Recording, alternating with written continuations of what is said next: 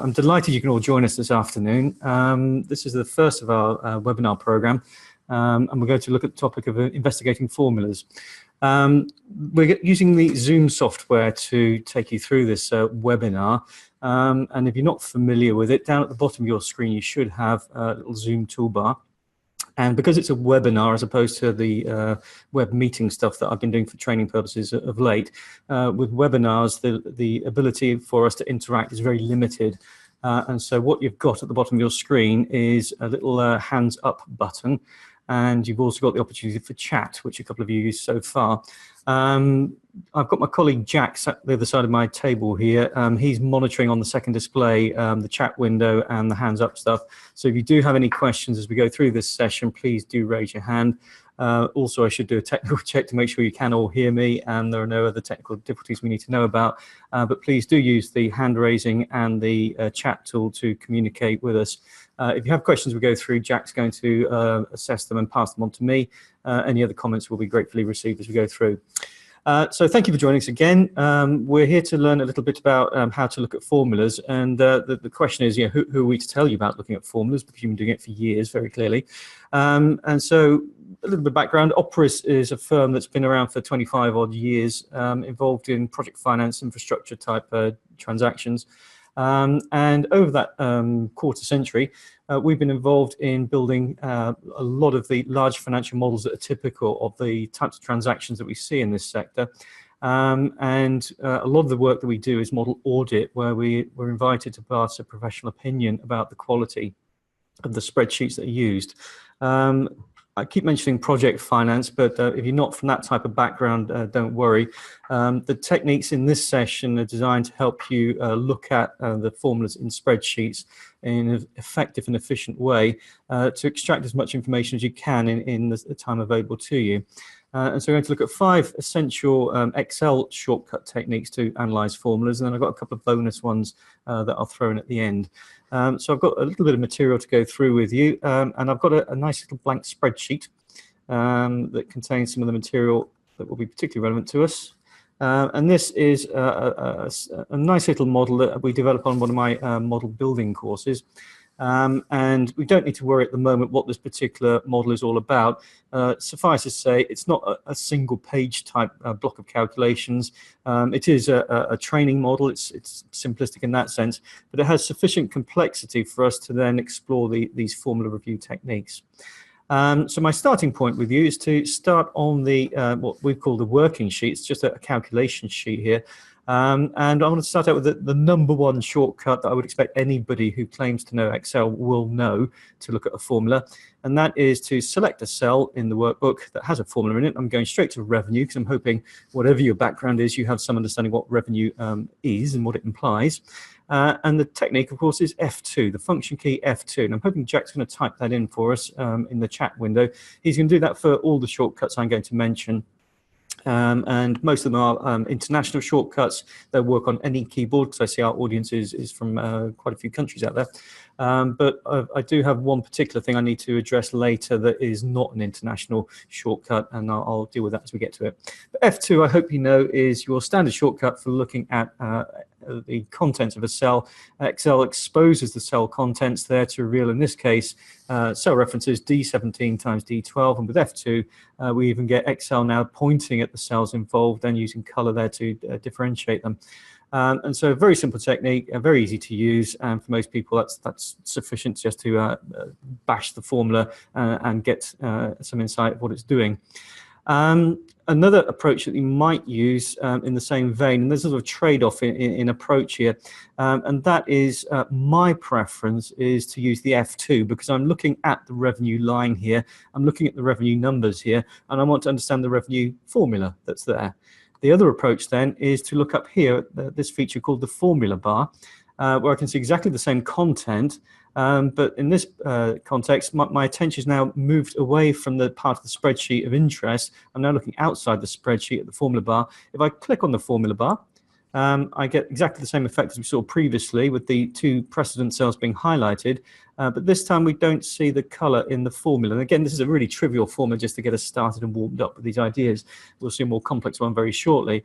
But already there's this trade-off. Now, the argument would be that I like this idea of looking in the spreadsheet itself, in the context of where that calculation is. The argument then is sometimes these formulas are so big that when they spill out of the cell, they can practically fill the row there in terms of content. And so what we have here is the idea the formula bar is perhaps better for looking at larger formulas. You know that it's resizable, so if I move my mouse pointer across the bottom of the formula bar, I can click and drag to make it larger or smaller if there is more content to examine. So those are the two basic interactions then, either by pressing F2 on the keyboard or by clicking on the formula bar.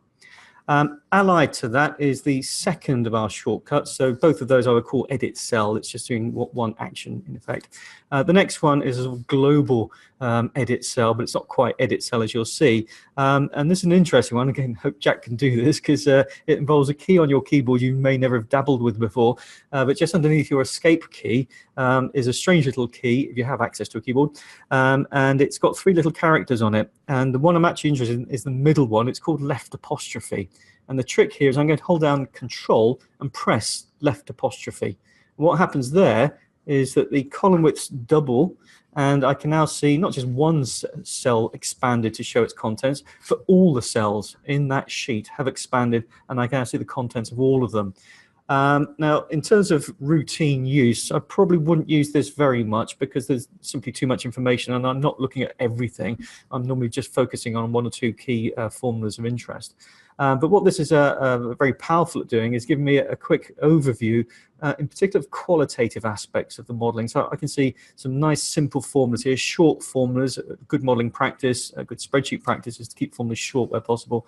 And very rapidly I can scan down through and get a sense precisely of that. There's a lot of straight arithmetic here, so I don't see many functions leaping out at me until I get down to this section down here. And so I'm just getting a general sense of what's in this model. So I'm not looking at the formulas individually here, but I'm getting a sense of the qualitative aspect of this. Interestingly, this is on a sheet-by-sheet basis. So if I just flip back to one of the other sheets, executive summary in this case, you can see it's still displaying the numbers as before, but the working sheet in this case is showing that the formulas. So I can toggle this with Control left apostrophe again. You can see I can toggle the display there from one view to the other. A final point on this one, Control left apostrophe or reveal formulas, and that is that this is a printable view.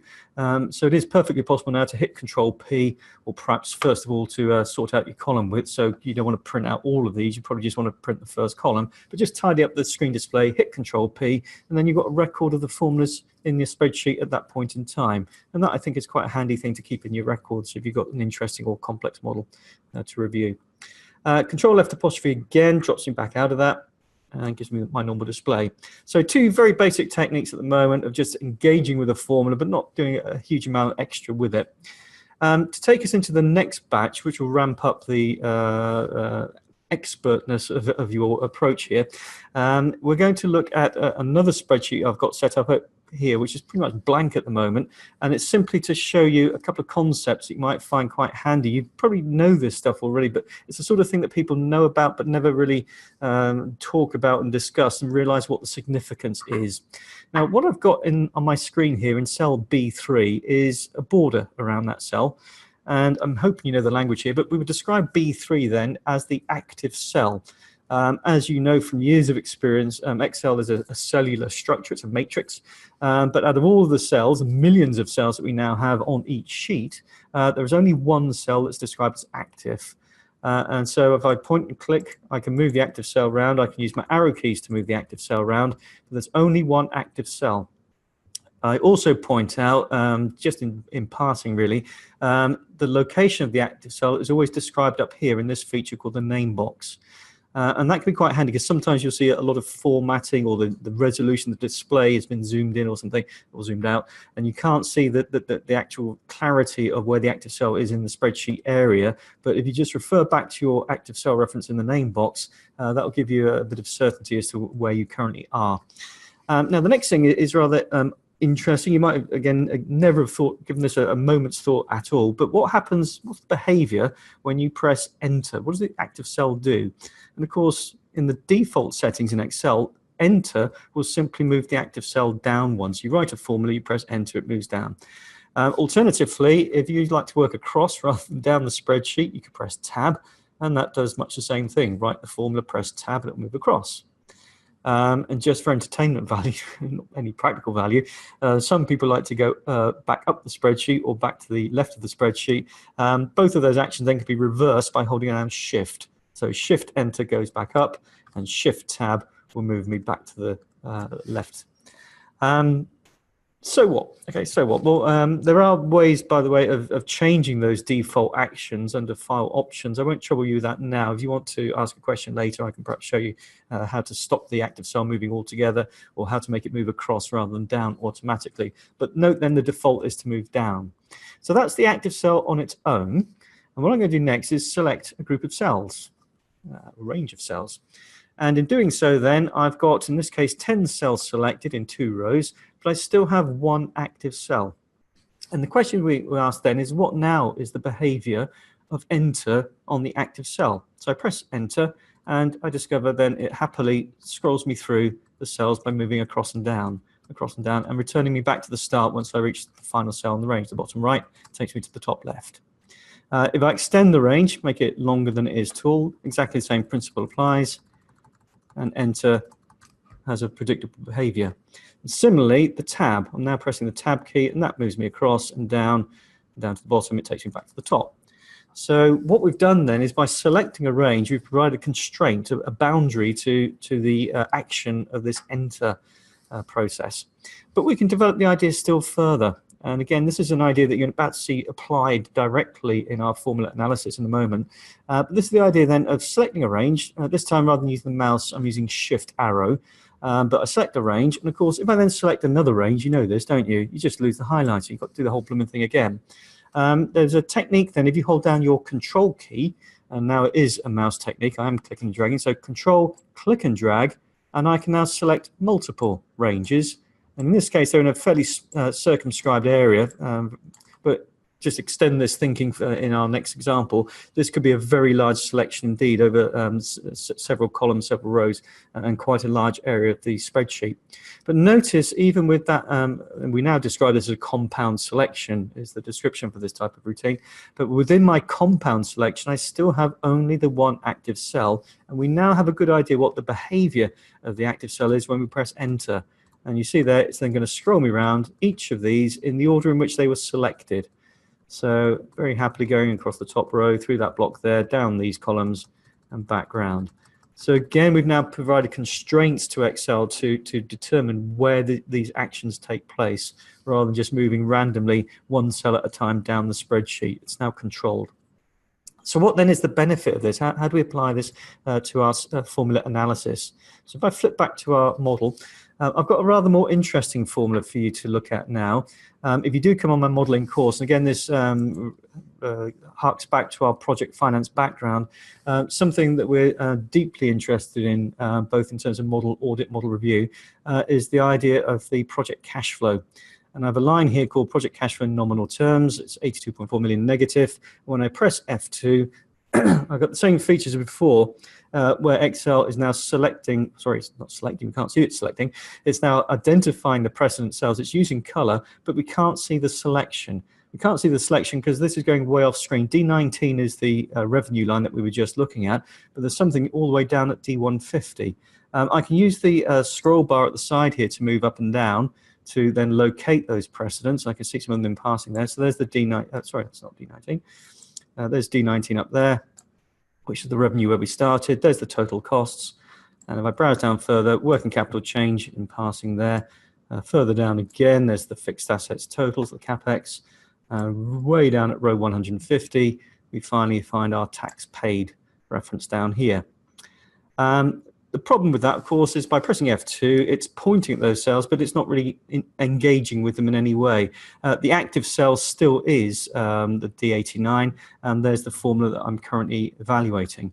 So F2 isn't providing me a great deal of help when I try and look at formulas that cover large areas like that. So what can we do next? Well, I'm going to stay on that cell because I want to stick with this one because we've become more familiar with it as I go through the next couple of routines with you. But what we can do is, I hope you know this one, it's the F5 function key. And we're going to see two different approaches to using F5 in just a second. But F5 typically is used as go-to. It's a standard shortcut. You'll know this from your Microsoft Word and from your Microsoft PowerPoint, and indeed many other applications use F5 for go-to. In the case of Excel, then typically we'll type in a cell reference. So I'm just going to use one we know about then, D19. So I type in D19. It's not case sensitive, so I just type it in like that. I'll choose OK, and of course Excel flips me up to show the revenue form that we looked at just a few moments ago. Let's go back down, and this is a slow way, so I'm going to build this up for you in a second. But if I go back down to the project cash flow, it's the same formula again, and then I press F5 again, and it says D89, suspiciously enough. But I now want to look at D35, so I type that in, and it goes and shows me the total costs. But what you'll have spotted in there was that when I pressed F5, and I'm just going to do it now on the total cost line, something seems to be going on here. It's remember the D89 reference. And that was actually the formula we were looking at. So instead of me typing this or scrolling up and down to find the project cash flow, Excel seems to have remembered it. So if I just press Enter, because Enter will just choose the OK button there, that will take me down to the project cash flow again. If I press F5 once more, what we start seeing is that there'll be a list of cell references building up as we repeat this F5 process. But in each case, then, you can see that Excel automatically remembers the last place you went to. This is quite powerful, and we're going to develop this a little further in just a moment. I can, if I want to, type in multiple references. So I can do D35, and what's the other one there? D50. Separated by a comma. I press Enter, and I discovered then that there's the D50 reference. I wonder what's happened to the other one. And what I discovered is I press Enter. This is exactly the behavior we saw a few moments ago in my blank spreadsheet and the idea of the compound selection.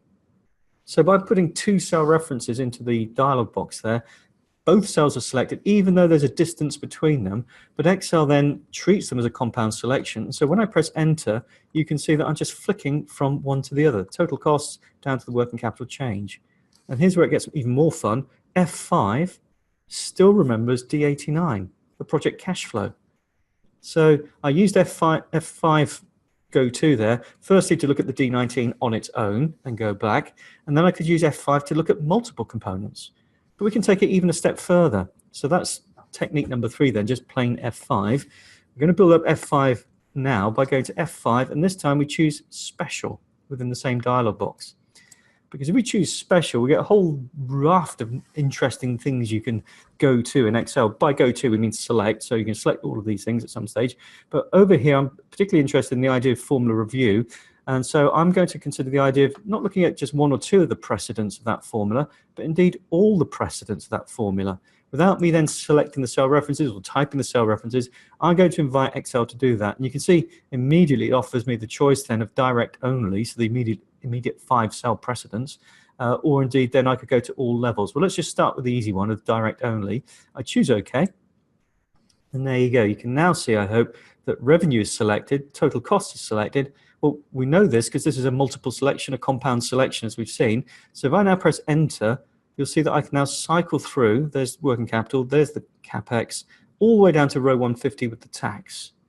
And if I keep pressing Enter, you can see I can cycle through quite happily. And the benefit of this technique as well with F2 is just a vague pointing at.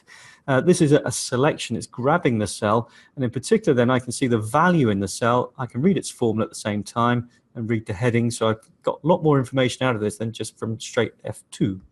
Enter, Enter, Enter, moving over quite a large space of the spreadsheet, D19 at the top, D150 at the bottom, so it's a big area.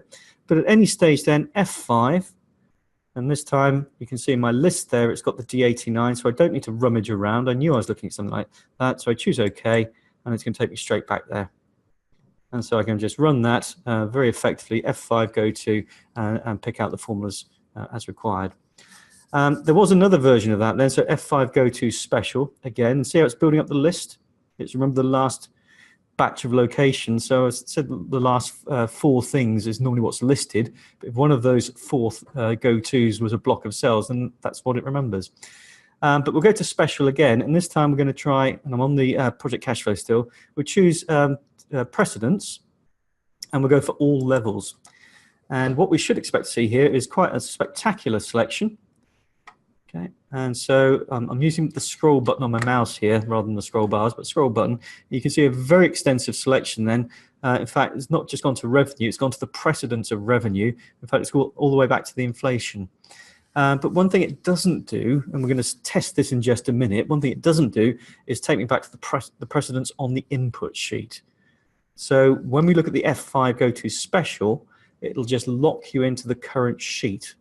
But there's an unless attached to that I'll come back to in a few minutes' time. But generally, that's all it'll do is it'll take you to all the precedents. You can see selected all over the place there, quite extensively, and there's text right down at the bottom there.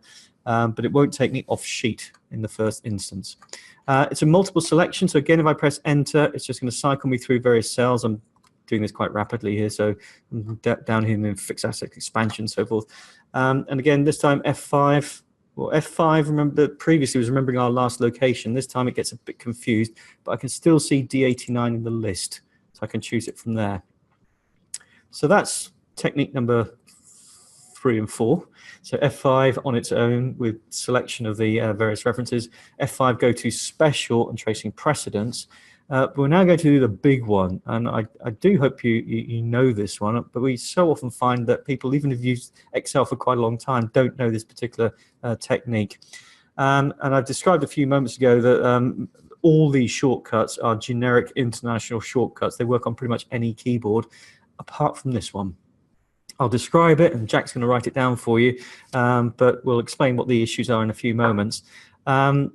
Go to special precedence. Yes, that's there, but there's a shortcut for that.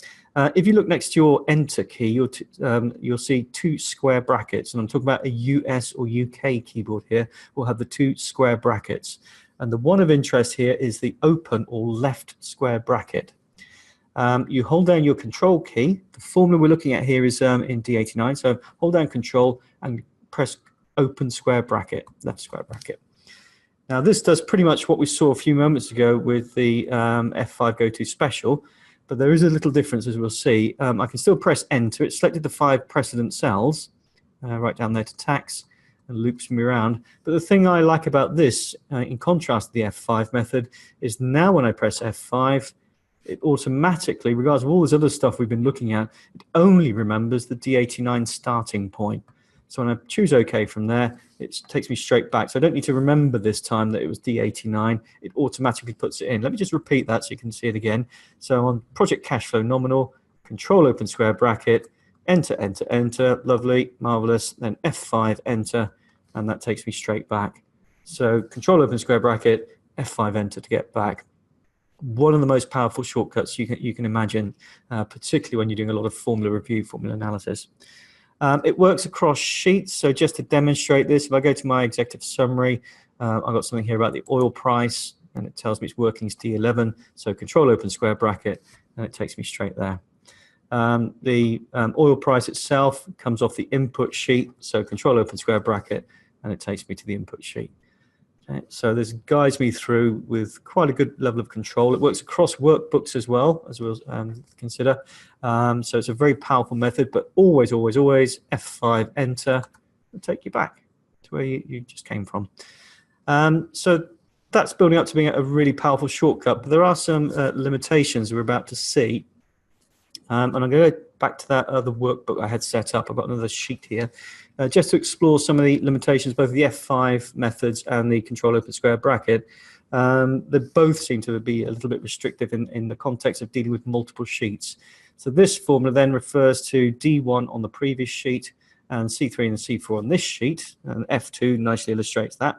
But when I press control open square bracket, I discover then that I've got the selection on D1 on the selection sheet, but when I press enter, I discovered it wasn't a compound selection, and therefore I don't have that ability then to press enter to move between the cells in a particular calculation. Excel will just dump me on the sheet reference for the first part of the formula.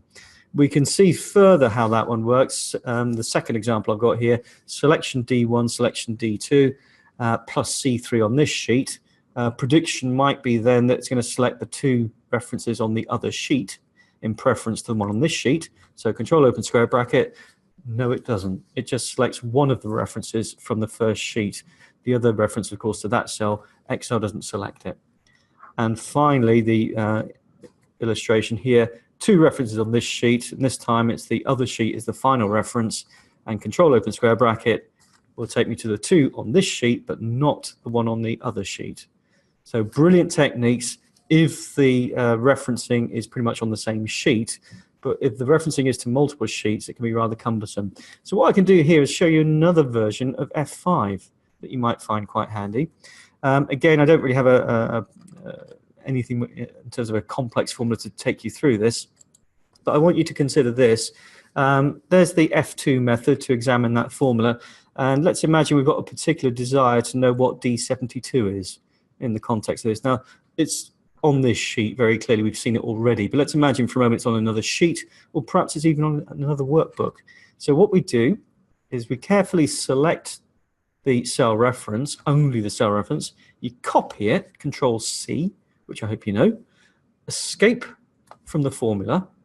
Be careful there, it's just escape once, otherwise you clear out the clipboard. But press F5 and you press Control V to paste. Okay, so it's standard copy and paste techniques there. The difference being F2, select the cell reference, escape out, F5, paste, and then you press enter and go to that cell. So that's really handy then if the content is on another workbook. So let me illustrate that in this context then. We want to examine the D2 reference of that formula. Control open square bracket wouldn't do that. It would only show me the D1 reference. So I copy it out. You can see it's a sheet reference there, so it's going to work in a different way. Copy that, escape, F5, Control V, enter. Okay, and it's taken me to that target cell.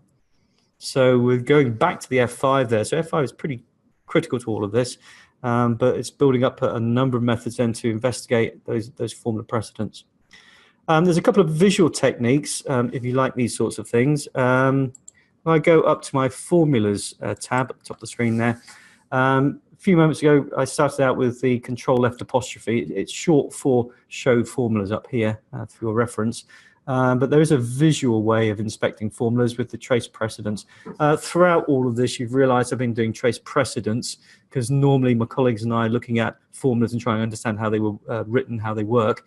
We're not normally wildly concerned about dependence, although that can be significant if you're, for example, tracing circularities or something. But most of the principles I've described here, clearly control right square bracket would trace dependence. And in this case, there are two methods for selecting precedence or dependence using the visual techniques here. So trace precedence here simply does that. And it's pointing up and down the screen here, showing me, if I scroll up using my scroll button, blue dots there to show the node, to show where the precedent formulas are in the pathway, all the way up there to revenue. So that's something we're familiar with. I don't particularly use this technique very much. I normally expect to see a linear flow like this.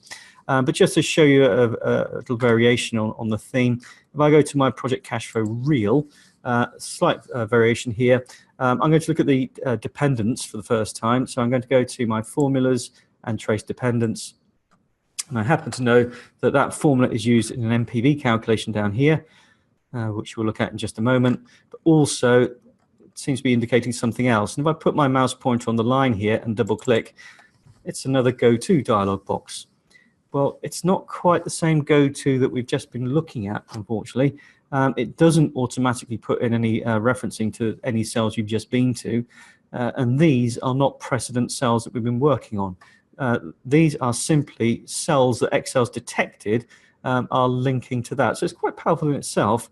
But what you do here is you select the reference, choose OK, and Excel shows you the dependent cell. Okay, and notice this is on a different sheet, the executive summary sheet in this case. There's no indication on this sheet about any dependency or precedent. It's just, it's gone to that cell. That's all you know about it. I'm hoping F5 enter will take me back. There you go. So F5 is powerful on its own like that, but the version we just saw by double clicking on the line there gives a slightly different version of GoTo compared to what we've been using, even though the special button is still there. I'm going to clear those lines off. So I'm not going to use them anymore. So I choose remove arrows. And we're just going to have a look at a couple of additional tools now. We've done 5 Excel techniques, so F5, control left apostrophe. We've done the F5 plain vanilla, F5 GoTo special, and the control open square bracket.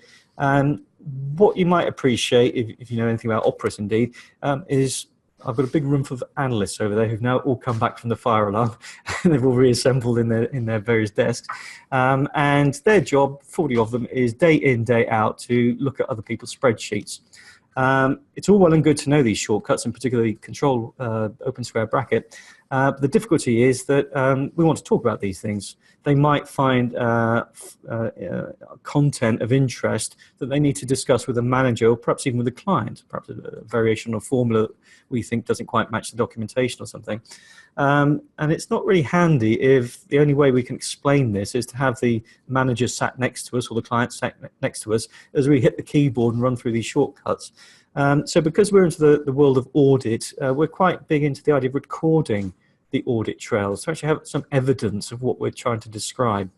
And so we've developed a couple of tools in a product that we call the Operis Analysis Kit, or the OAK software. And this is widely used in the accounting and finance industry for model review purposes. And it's to move us away then from these brilliant Excel shortcuts into a more controlled and more recordable way of analyzing content in spreadsheets. Should you elect to purchase OAK, we're very proud of it. It's a commercial product now. If you get it, it's an add-in, and it will give you these 2 tabs at the top here. And I'm just going to show you 2 tools that I think are particularly relevant for the conversation we're now having about formula analysis. The first of the OAK tools I'm going to show you then is fan out precedents. And the first thing I'm going to do is select the right cell, which is that one. I'm sticking with project cash flow because it's, again, one we've seen quite a bit of now. And fan out precedents. Now, this is along the lines then of not just control open square bracket or F5 GoTo special, but it's selecting all the precedents. Okay, and this is going to be quite impressive, I hope. So I choose fan out precedents. I sit back and hope it all works. Don't worry about the dialog box. We run separate webinars on the OAK software, so all the technical detail can be explained later. But for the moment, I'm just going to choose OK. It zaps through the analysis, and I get this apparently strange little spreadsheet opening up. It's a separate workbook. You can see it's a new file here. And this is the idea of the recording aspect. And so instead of bashing around the original spreadsheet with the risk of getting lost or potentially even damaging something, in this case, it's pulled through all the precedents, as you would imagine the F5 GoTo special did. And in the first column then, there is the original formula, and it's a link to the original formula. So we know precisely what to do about that now, don't we? So even though we're in a different workbook, we can press Control open square bracket, and it takes us back to show us that's where we were. And of no surprises whatsoever, F5 enter takes me back to the analysis workbook. The second level is the immediate precedents, the 5 things that we saw initially when we played around with the GoTo and the control open square brackets. So guess what? If you look at that one, you've seen it a couple of times now, D19.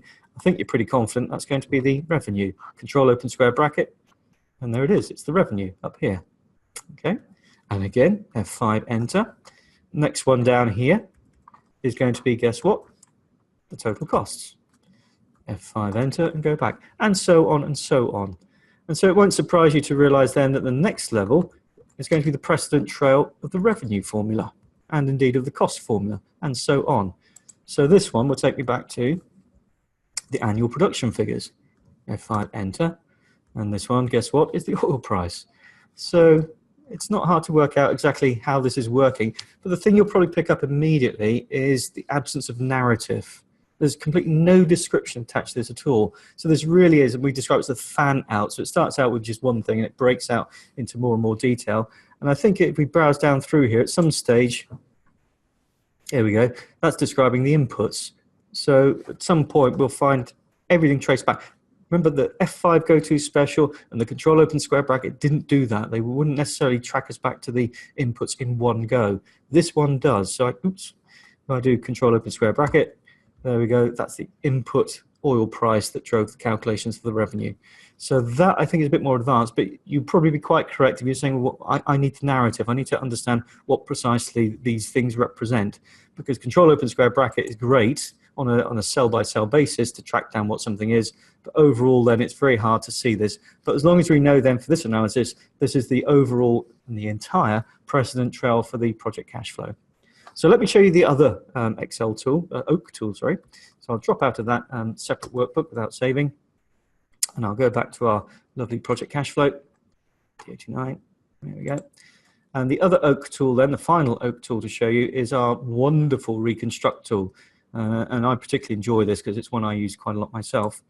I end up spending a lot of time looking at people's spreadsheets, particularly on my courses. Again, don't worry about the technical detail of the dialog box itself. I will just switch on this one command down here, which is to show rows of context, which I'll describe in just a moment. But otherwise, I'm just going to go straight in with OK. And what you'll see here is the same sort of reconstruct idea, but this time it's not a full fan out. It's just gone for the immediate precedence of the project cash flow formula. So again, you've spotted this, haven't you? That is a link to D89. That's a link back. So any stage, we can just flip back, check it's the right formula, and then drop back to the analysis sheet like that. And what it's done then is Oak Software has picked up the precedents, dumped them onto this new workbook. This time it's brought the narrative through so we can see what it is. And instead of with the fan out, where it just picked one cell each time, this one pulls out the entire row. So we can see all of the numbers in the row if required. And it shows them in black. The immediate precedents are shown in black. And if you remember, I switched on the rows of context command as well. And that's to pull through these other headings, which I hope you can see on your monitors, but it's grayed out. And this is the stuff that's around the revenue calculation, stuff here around. So it's not the whole sheet. It's only 5 lines either side. So don't think it suddenly jumps from variable cost to abandonment cost, because there's other stuff in between and so on with the other headings here. One of the reasons for Reconstruct and the lines of context is there was one thing here called working capital, and the row heading simply said change. Now, if I'd run this command without using the rows of context command, it would just be, it would say something like revenue total cost, and then it would say change, and we'd have no idea what change meant. So the context there provides that.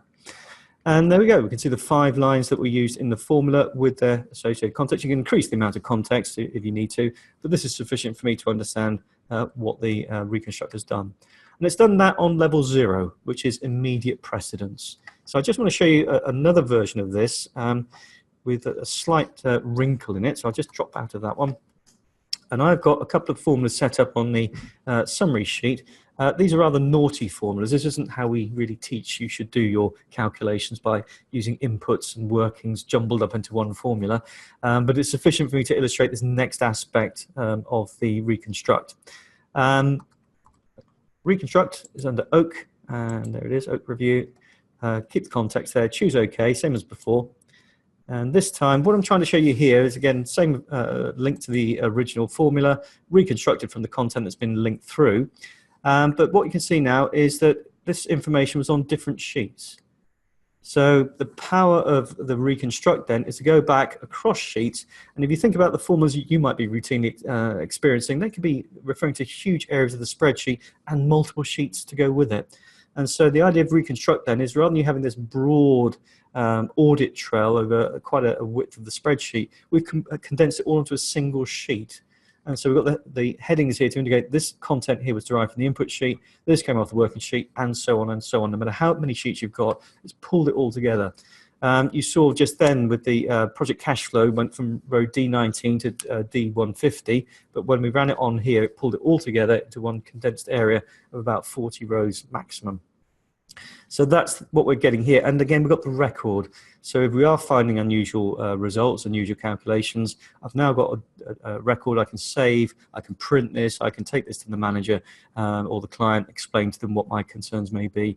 And again, rather than sitting next to them and bashing the spreadsheet and hoping I can find the areas of interest I'd found before, I've now got a hard copy record.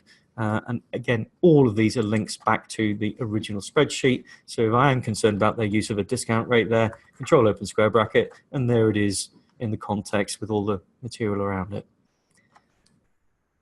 So I think I've pretty much covered everything I wanted to in this presentation. I'm going to flip to my PowerPoint again to pull up if it works. There we go. Jack on the other side of the table there has been sitting there taking notes and typing up all the shortcuts for us. But he's very keen to hear from you if you're interested in going any further with any of these.